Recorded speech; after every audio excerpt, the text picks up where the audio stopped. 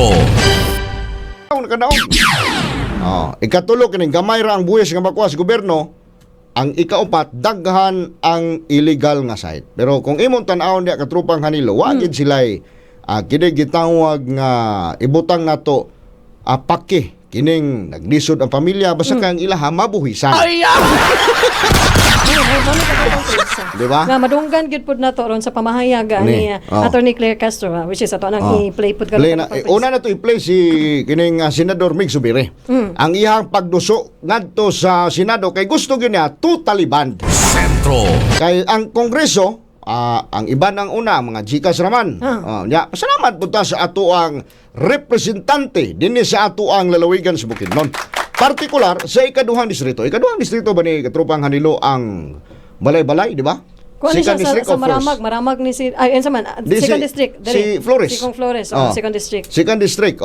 Usaman po si Kong Flores Katrupang Hanilo ang nagduso ngadto sa Kongreso. Pero kini karon totally banned yun siya ang gipasang-at karon dito ni Senator Mig Zubiri sa Senado. Ato di ka paminawon makatrupa. Sentro. Nakaka-addict laruin. Talagang nalululong po ang ating mga kababayan dito sa online gambling na to. Lalong-lalo na ang mga kabataan. Imagine 100 pesos na less than a month, nagpusta ulit siya, natalo. 100 pesos? Nag-suicide. 100 pesos.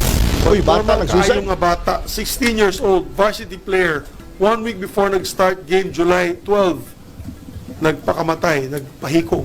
Yan yung mga nakatanggap ng ayuda. Yan yung mga nakatanggap ng 15-30 na sweldo. Itinaya na yung ano nila.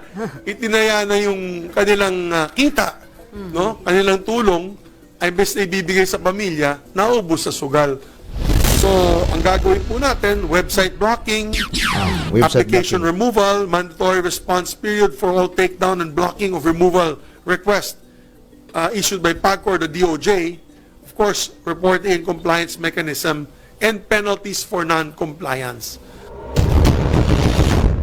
Total ban na po ito. At dahil madaling gamitin at nakaka-addict laruin, talagang So mo to'y pamahayag ni Senador Mig Zubiri. Ang number 1 anak yang gitanaw, doon na daw kunoy daghikong nga bata 16 anyos. Gawas anak katrupang Hanilo o familiar ta atong mga miagi pang bulan dunay naghikog nga napildi scatter og 1 million.